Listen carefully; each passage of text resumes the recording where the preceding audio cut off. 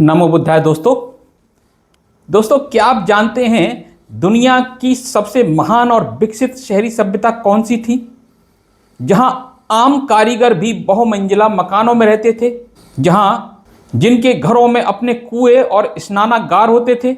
जी हाँ, हम बात कर रहे हैं सिंधु घाटी सभ्यता की। लेकिन इतिहास के पन्नों में इस महान सभ्यता के रचनाकारों के साथ बहुत बड़ा अन्याय हुआ। जिन मूल निवासियों ने इस देश को इतनी भव्य नगरीय व्यवस्था दी, उन्हें बाद में समाज के सबसे निचले पायदान पर लाकर खड़ा कर दिया। आज के इस वीडियो में हम बाबा साहब डॉक्टर भीमराव अंबेडकर और प्रख्यात इतिहासकारों के शोध के जरिए एक कड़वे सच से पर्दा उठाएंगे।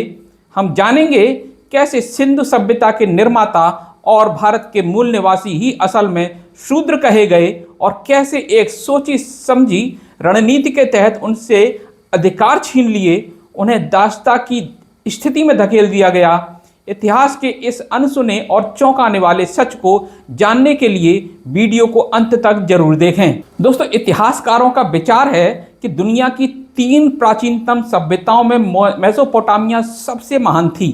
उन्होंने बड़े बड़े महल समान मंदिरों का निर्माण किया था, सिंचाई की व्यवस्था को खूब विकसित किया था, बड़ी बड़ी नहरों का निर्माण करवाया। इसके बाद मिस्र की सभ्यता का नंबर आता है। दुनिया के 7 आश्चर्यों में गिने जाने वाले पिरामिड इसी युग की देन हैं।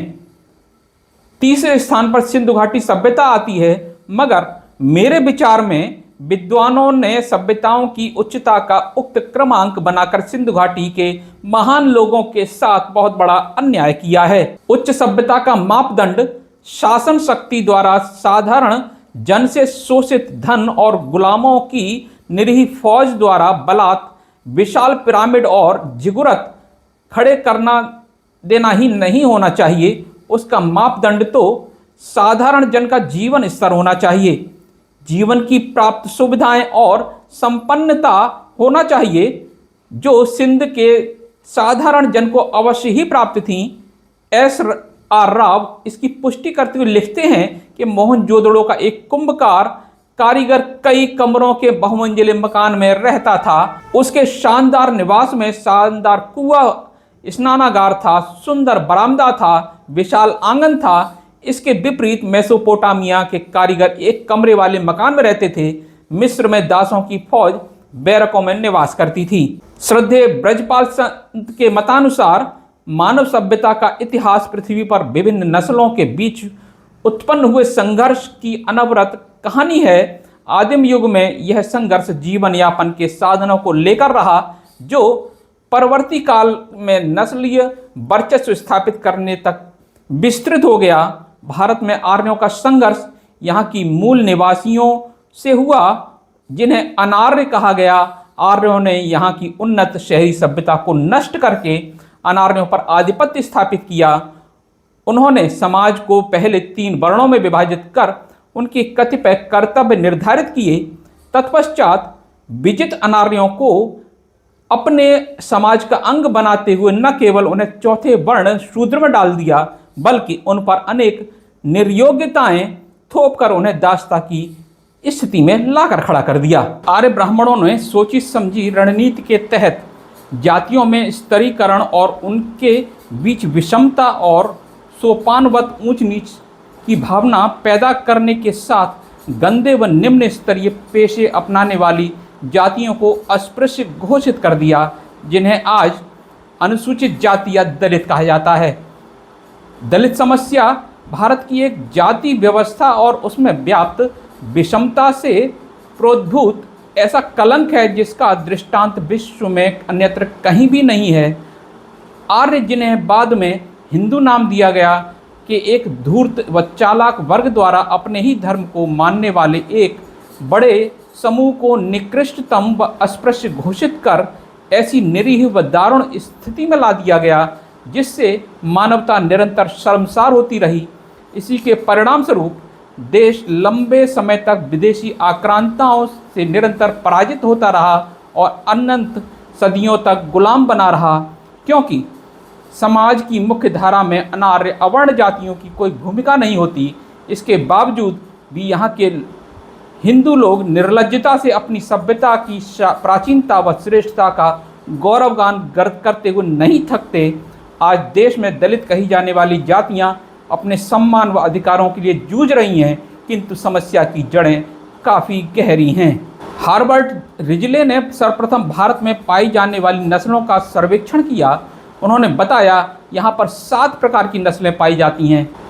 पहले द्रविड़ जो भारत में पाए जाते हैं, दूसरा नॉर्डिक जो कश्मीर और राजपूताना में मिलते हैं, तीसरे तुर्क ईरानी जो पाकिस्तान तथा बलूचिस्तान में हैं, चौथे शक द्रविड़ जो पूर्वी सिंध, गुजरात और महाराष्ट्र में पाई जाने वाली नस्ल है, आर्य द्रविड़ जो पंजाब, बिहार और उत्तर प्रदेश में मिलते हैं, मंगोल लोग बर्मा, आसाम और हिमालय में पाए जाते हैं, मंगोल द्रविड़ जो बिहार, बंगाल और उड़ीसा में पाई जाने वाली नस्ल है।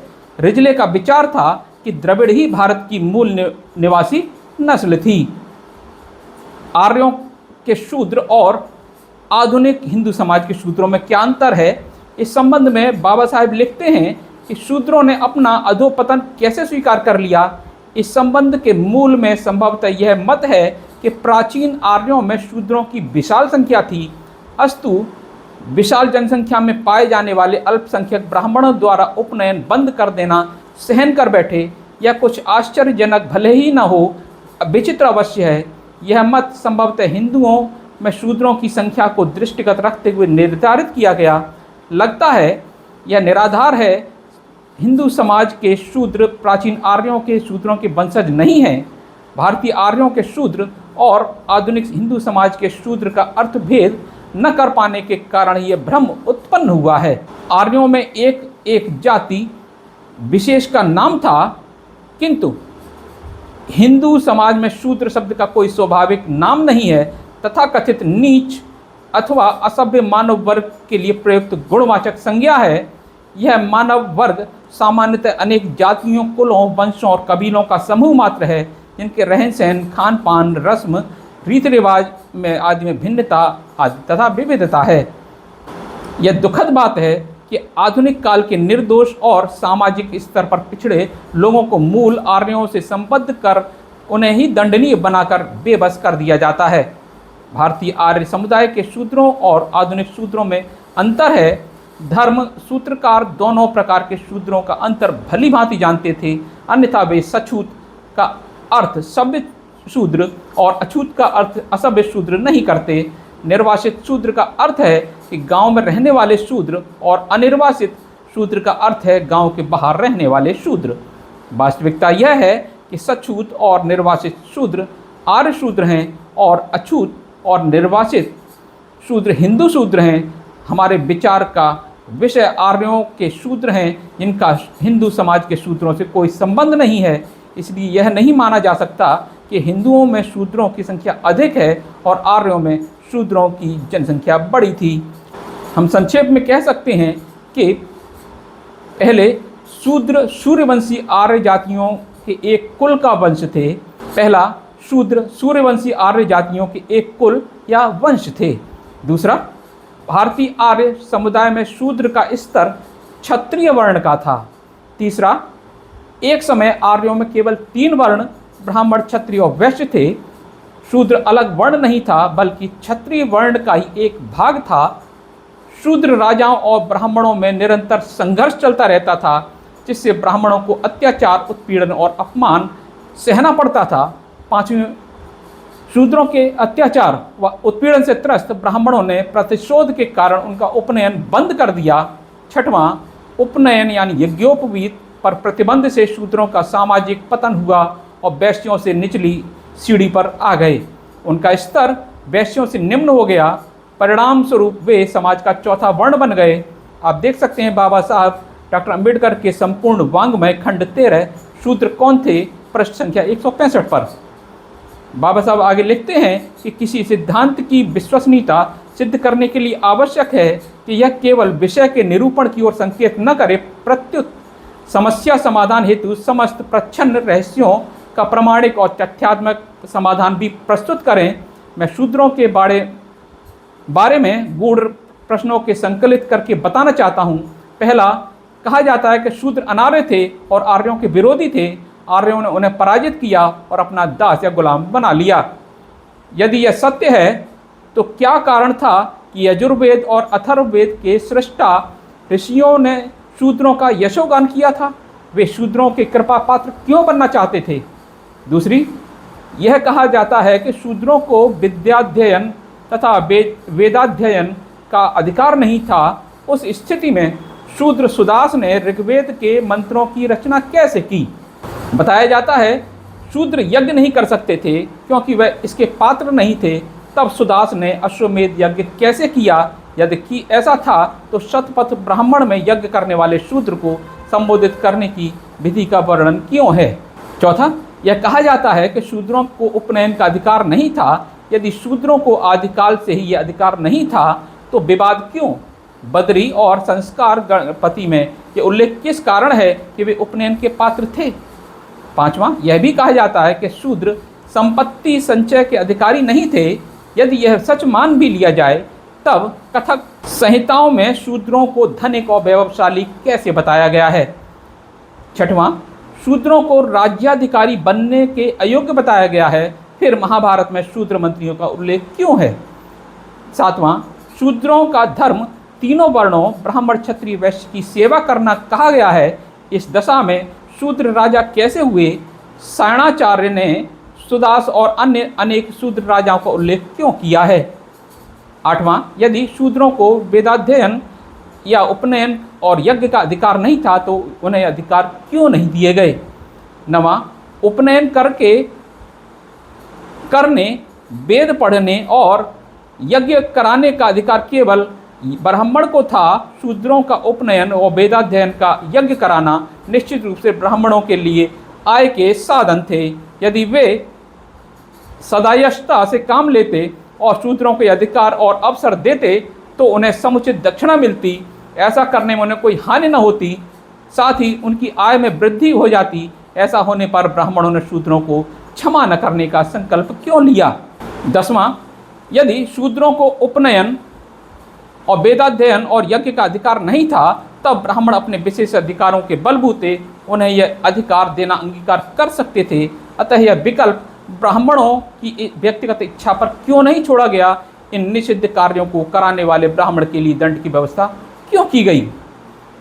इन पहेलियों और विसंगतियों का क्या उत्तर है? न तो पुरातन पंथी हिंदुओं ने इसका उत्तर देने का प्रयास किया और न आधुनिक शोधकर्ता विद्वानों का ध्यान इस ओर गया है। वास्तविकता तो यह है कि उन्हें इन गोरख धंधों के अस्तित्व का आभास तक नहीं था। पुरातन पंथी हिंदू तो पुरुष सूक्त के इस वाक्य से ही संतुष्ट हैं कि शूद्र की उत्पत्ति पुरुष यानी ईश्वर के पैरों से हुई है, अतः वह इस ओर सोचता तक नहीं। दूसरी ओर आधुनिक अनुसंधानकर्ताओं ने यह मानकर संतोष कर लिया कि शूद्र अनार्य थे जिनके लिए पृथक विधि विधान की रचना की गई। यह खेद का विषय है कि इन शोधकर्ताओं के किसी भी वर्ग ने न तो शूद्रों की समस्या से संबंधित इन पहेलियों को हल करने के लिए आवश्यक शोध कार्य किया और न कोई ऐसा सिद्धांत प्रतिपादित किया जिससे शूद्रों की उत्पत्ति और उनके पतन के प्रश्न का समाधान हो सके। द्रविड़ प्रजाति और सिंधु सभ्यता, इस पे हम बात करेंगे। द्रविड़ भाषाएं बोलने वाली प्रजाति का भारत में प्रवेश भूमध्य सागर तट की ओर हुआ। उस समय ये काफ़ी सभ्य हो चुके थे और अपनी सभ्यता का प्रसार संपूर्ण भारत में कर लिया। बलूचिस्तान में बोली जाने वाली ब्राहुई भाषा से अनुमान लगाया जा सकता है कि यहाँ भी द्रविड़ लोगों का निवास था। एशिया माइनर की लाइसियन जाति ने अपनी आप को तमिली कहा है, इसीलिए इससे तमिल या द्रविड़ शब्द बना। इतिहास के जनक हेरोडोटस का मत है कि लाइसियन वास्तव में क्रीट नामक द्वीप से भारत आए थे। अधिकतर विद्वानों का मत है कि द्रविड़ जाति का उद्भव सेमेटिक सभ्यता से है, क्योंकि दोनों लंबे सिर वाले हैं। दोनों की नस्लों में रीति रिवाज भी एक जैसे हैं। कर्नल हॉल्डिन का मत है कि द्रविड़ों से बहुत पहले मेसोपोटामिया पर अधिकार कर लिया था, फिर ये मकराना राजस्थान के रास्ते भारत पहुँचे। J.H. हट्टन ने लिखा है कि मोहनजोदड़ो से प्राप्त नरकंकालों से भारत में 4 नस्लों का प्रमाण मिलता है। आद्य निषाद, भूमध्य सागरीय जन, मंगोल और अल्पाइन। उन्होंने आद्य निषादों को भारतीय उपमहाद्वीप का निवासी मानते हुए इसके बाद भूमध्य सागरीय नस्लों के एशिया के दक्षिण भाग से, अल्पाइनों के पश्चिमी एशिया से तथा मंगोलों के पूर्वी एशिया से आने का मत व्यक्त किया है। उन्होंने बताया कि मोहनजोदड़ो की सभ्यता वहाँ प्राप्त मूर्तियों के कई नस्लों के मिश्रण से प्रतीत होती है, लेकिन उन्होंने यह माना कि आदिम निषाद जिनका मूल निवास फिलिस्तीन माना जाता है, ही निग्रिटो के पश्चात भारत में आई और यहाँ की आदि निवासी जाति कही जा सकती है। डॉक्टर सत्यकेतु विद्यालंकार का मानना है कि आर्यों को इस देश में प्रवेश करने से पहले बहुत ही सभ्य लोगों से संघर्ष करना पड़ा और यह जाति द्रविड़ों की थी और हड़प्पा के जनक थे। इतिहासकार मजूमदार भी इस मत का समर्थन करते हैं कि हड़प्पा सभ्यता को विकसित करने वाले लोग मेडिटेरियन द्रविड़ लोग थे। बिशप बाल्डबेला ने लिखा है कि द्रविड़ों में भी राजा थे जो छोटे छोटे प्रदेशों में राज करते थे और खजूर के पत्तों पर लिखते थे। ईश्वर में उनका विश्वास था जिसे वे लोग को नाम से पुकारते थे। उन्होंने भगवान के मंदिर भी बनवाए जिसे कोहल कहते थे। इन्हें अनेक धातुओं का ज्ञान था तथा बुध तथा शुक्र के अलावा सभी ग्रहों से परिचित थे। प्रोफेसर मार्क कोलिंस का विचार देते हुए नवल वियोगी लिखते हैं कि संस्कृत का पूजा शब्द वास्तव में द्रविड़ जाति के पू यानी पुष्प का दूसरा रूप है जिसमें देवता को प्रसन्न किया जाता है। कारपेंटियर ने पूजा शब्द का उद्भव द्रविड़ भाषा के पुसु से लिया है जिसका अर्थ है पोतना। पूजा में लाल रंग के चंदन से पोतना या रंगना शुभ माना जाता है। इसी प्रकार शिव शब्द भी द्रविड़ जाति की देन है जिसका अर्थ भी उनकी भाषा में लाल होता है। इससे स्पष्ट है कि आर्यों के भारत में आने से पूर्व द्रविड़ों की विकसित सभ्यता थी जिसका प्रभाव ब्राह्मण पर भी पड़ा था। व्हीलर महोदय ने स्पष्ट लिखा है कि द्रविड़ धर्म की नींव पर आज ब्राह्मण धर्म खड़ा है। द्रविड़ धर्म अपनी सुगमता के कारण अत्यंत रुचिकर वस्तु है। रूस के भाषाविद प्रोफेसर यूरिया नोरोजोव ने सिंधु लिपि जो कि एक अबूझ पहली बनी रही पढ़ लेने का दावा किया। इसके आधार पर उन्होंने बताया कि सिंधु घाटी सभ्यता देशी सभ्यता थी और हमलावरों द्वारा कहीं बाहर से नहीं लाई गई थी। उन्होंने बताया कि हिंदी, पंजाबी, बंगाली आदि का संबंध जिस प्रकार संस्कृत भाषा से है उसी प्रकार दक्षिण भारत की तमिल, मलयालम, कनेरी आदि का संबंध उस भाषा से है जो सिंधु लिपि में लिखी जाती थी। उन्होंने बताया कि सिंधु घाटी सभ्यता के सृजन में जिन लोगों का हाथ था वे द्रविड़ों के पूर्वज थे। जिनका काला रंग, छोटा कद, चपटी नाक थी, वे आर्यों द्वारा न समझी जाने वाली द्रविड़ भाषा बोलते थे। जिनका दस्यु दासों के रूप में ऋग्वेद में बार बार वर्णन आया है, जिनका संघर्ष आर्यों से हुआ था। सिंधु सभ्यता का काल 3050 ईसा पूर्व से 1550 ईसा पूर्व माना गया है। यह लगभग पश्चिमोत्तर भारत में फैली हुई थी जिसमें आज का पाकिस्तान, पंजाब, हरियाणा, राजस्थान और गुजरात का कुछ भाग शामिल है। इस सभ्यता का आशय उस सभ्यता से है जो सिंधु घाटी उपत्यका में हुई खुदाई में जानी गई है।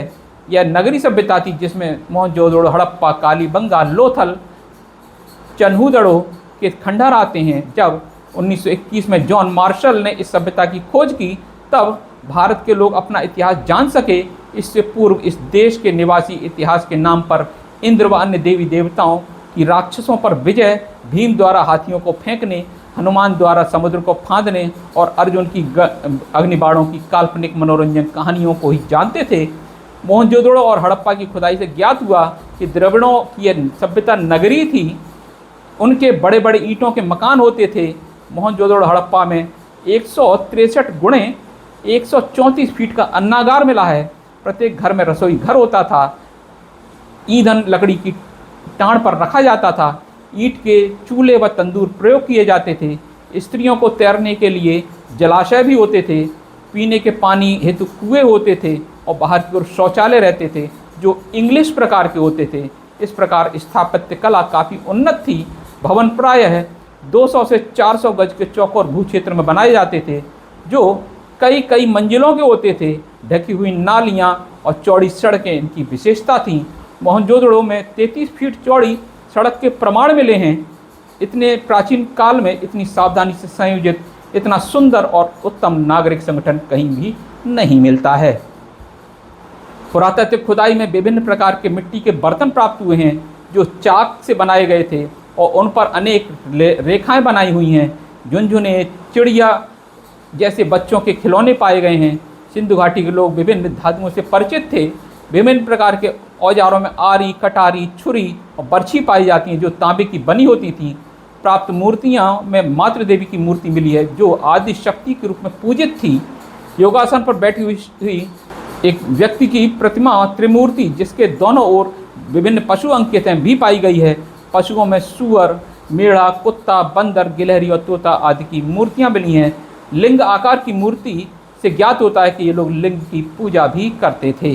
सामाजिक जीवन के विषय में ज्ञात होता है कि उनके समाज में वर्ग विभाजन रहा होगा, किंतु गुलामी की प्रथा के प्रमाण नहीं मिलते। विशाल भवनों, अन्नागारों और बंदरगाहों को देखकर कहा जा सकता है कि वहाँ श्रमिक वर्ग अवश्य रहा होगा, किंतु गुलाम नहीं। अमीर गरीब एक ही स्थान पर इकट्ठे होते थे। शासक और शासित वर्ग में अंतर अवश्य था। शासक वर्ग बेहतर सुविधाओं वाले बड़े बड़े भवनों में रहते थे, जबकि जनसामान्य छोटे मकानों में रहते थे।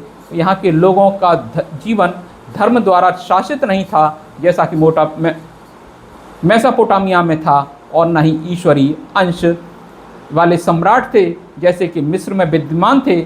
यहाँ न तो वर्ण व्यवस्था थी, न ही जाति प्रथा। सिंधु घाटी के लोग समृद्ध और संपन्न थे।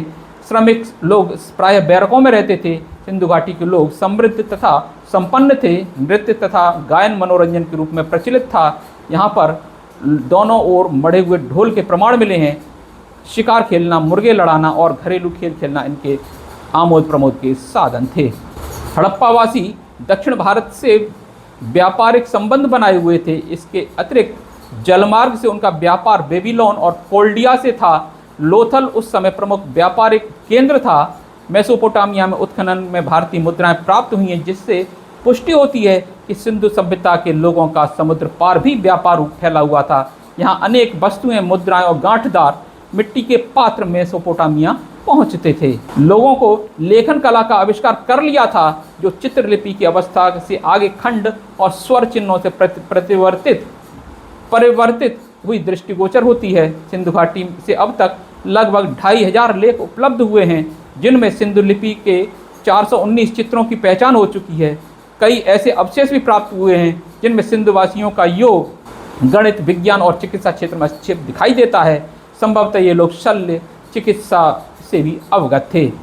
सिंधु सभ्यता की इस झलक से स्पष्ट होता है कि सिंधुवासियों ने एक उत्कृष्ट सभ्यता को जन्म दिया। जॉन मार्शल ने लिखा है कि सिंधु घाटी के लोग मेसोपोटामिया तथा मिस्र से भिन्न ही नहीं, अपितु उनसे कहीं अधिक सभ्य और सुसंस्कृत थे। S.R. राव ने लिखा है कि हड़प्पाइयों में इंजीनियरिंग की जो महान प्रगति की वह मानव सभ्यता के लिए बहुत बड़ी प्राप्ति कही जा सकती है। कृत्रिम बंदरगाहों का सृजन, उनमें कृत्रिम ढंग से पानी का नियंत्रण ऐसा कदम था जिसे जहाज रानी का जनक कहा जा सकता है। आज का हिंदू धर्म पुरानी सिंधु सभ्यता या सिंधु धर्म का ही विस्तार है। यह कहना कि हिंदू धर्म वेदों पर आधारित है, इससे बड़ा झूठ कोई नहीं हो सकता। वेदों का अध्ययन, वैदिक देवता, वैदिक यज्ञ ये सभी केवल ब्राह्मणों के लिए आरक्षित थे। यहाँ तक कि ब्राह्मणों की पत्नियाँ भी उपरोक्त में किसी की अधिकारी नहीं थीं। भारत एक पुरानी दुनिया में सबसे पुराना देश है। सिंधु लोग मानव जाति के प्रथम पूर्वज थे। वे सभी विद्याओं में तंत्र ज्ञान के खोजी थे। उन्हीं में लगभग 6800 ईसा पूर्व में आध्यात्मिक चिंतन से सिंधु स्थान की मानव शाखा का उद्गम आज से 2.5 लाख साल पहले विदर्भ महाराष्ट्र प्रांत का एक उपक्षेत्र में हुआ था। वहीं से सारी दुनिया में फैल गए। उनकी प्राचीनतम आबादी कम से कम 1 लाख साल से अंडमान निकोबार द्वीप पर रह रही थी। सिंधु घाटी के उन्नत, सुसंस्कृत, वैभवशाली, शांतिप्रिय और आत्मिक चिंतन में डूबी सभ्यता को एकाएक 3300 ईसा पूर्व में कैस्पियन सागर के किनारे से उठे बर्बर लोगों का सामना करना पड़ा। आर्यों ने आगजनी, चोरी, खुले हमले, छल कपट, वैश्यावृत्ति और तोड़फोड़ की नीति से पूरे सिंधु राजतंत्र को अपने कब्जे में कर लिया। 400-500 साल में उन्होंने पूरे सिंधु समाज को चातुर्वर्ण व्यवस्था के आखिरी वर्ण शूद्र में पहुंचा कर रख दिया। अध्ययन से स्पष्ट होता है कि सिंधु सभ्यता दुनिया में सबसे श्रेष्ठ थी और आर्यों के उपद्रवों के बावजूद सिंधु चिंतन निरंतर तरक्की करता रहा। यहाँ तक कि 2500 ईसा पूर्व में प्रहलाद नाम के राजा ने चारवाक दर्शन ईजाद किया था। उसके पुत्र विरोचन ने जैन तत्वज्ञान तथा दूसरा पुत्र कपिल ने सांख्य तत्वज्ञान का आविष्कार किया। इतना ही नहीं, प्रहलाद का नाती राजा बलि ने जैन तत्वज्ञान और सांख्य तत्वज्ञान दोनों को संवर्धित किया और विरोचन का तत्वज्ञान महावीर स्वामी के काम आया। जो सांख्य तत्वज्ञान ने बौद्ध धर्म के तत्वज्ञान की नींव डाली। यह सब आर्यों के सिंधु स्थान में घुसने से के 3300 ईसा पूर्व बावजूद केवल 800 वर्षों में विकसित हुआ। 6वीं शताब्दी ईसा पूर्व में भारत में एक ही काल में वर्धमान महावीर और सिद्धार्थ बुद्ध जैसे दो सूरज आकाश में दिखाई दिए, जिनने पुरानी परंपराओं को इजाद के बाद यह दृश्य मानव जाति के लिए बहुत गौरवशाली रहा होगा। दूसरी तरफ आर्यों के पास यज्ञ का कर्मकांड और अपने पूर्वजों के पराक्रम की ऋचाओं के अलावा धर्म के नाम का कोई चिंतन तत्व ज्ञान नहीं था। उनके पास तो केवल इंद्र ज्ञान का नाम का भोगवादी मौजूद था। उन्होंने अभी तक कोई नीति नियम या भूत दया के नियम भी ईजाद नहीं किए थे। उनके फायदे का जो काम जो उनके लिए वही सही था, इस बर्बरतापूर्वक व्यवहार का परिणाम यह हुआ कि सिंधु सभ्यता सक्रिय हो गई। अर्थ और काम यानी मैथुन क्रीड़ा के अलावा मनुष्य जीवन का तीसरा मूल्य होता है धर्म। जनसाधारण की धारणा और धर्म मानने देवताओं की पूजा की पद्धति इस बिंदु पर सिंधुजन और आर्य अलग तो थे ही, परंतु आर्य विजेता होने से वे तत्व ज्ञान तथा अपने देवता को श्रेष्ठ मानते थे। परंतु थोड़े ही समय बाद दोनों ही समुदायों में असली धर्म की खोज शुरू हुई। आर्यों ने जन्म मरण से बाधित उनके देवता इंद्र, वरुण, मित्र, अग्नि इत्यादि के बदले तथा शाश्वत ईश्वर की खोज शुरू की और उसको उन्होंने ब्रह्मा का नाम दिया। उपनिषदों ने कुछ समय बाद इसके आगे छलांग लगाकर आत्मा, कर्म, निष्काम कर्म और मोक्ष जैसी कल्पनाएं विकसित की। उपनिषदों को वेदांत कहते हैं, परंतु इसका वेदों से कोई लेना देना नहीं है। उपनिषदों के दार्शनिक ब्राह्मण परंपरा के बाहर के हैं। वे यज्ञ को मोक्ष से श्रेष्ठ नहीं मानते। उपनिषदों के सभी दार्शनिक सिंधु लोग थे। अत्रेय इतारा का पुत्र था। इतारा ब्राह्मण नहीं था। यही काम सत्यकाम, जाबाली, यम और याज्ञवल्क पर लागू होती है। याज्ञवल्क अपने गुरु जो मामा भी थे के विरुद्ध भी खड़े हुए थे। ये सभी दार्शनिक अंतिम सत्य खोजने में ज़्यादा रुचि रखते थे यज्ञ और वैदिक क्रियाओं के बदले। तो दोस्तों, सिंधु घाटी सभ्यता का इतिहास हमें सिखाता है कि इस देश के मूल निवासियों की विरासत कितनी गौरवशाली और समृद्ध थी, जिसे आज जाति व्यवस्था और विषमता का कलंक लगाकर दबाने की कोशिश की गई। इसकी जड़ें असल में एक बेहद विकसित और वैज्ञानिक सभ्यता से जुड़ी हुई हैं। तो दोस्तों, ये वीडियो आपको कैसा लगा, ये ज्ञान से भरी हुई यात्रा कैसी लगी, हमें नीचे कमेंट बॉक्स में ज़रूर बताएं और हमें बताएं कि आप किस प्रकार के इतिहास के बारे में और अधिक जानना चाहते हैं।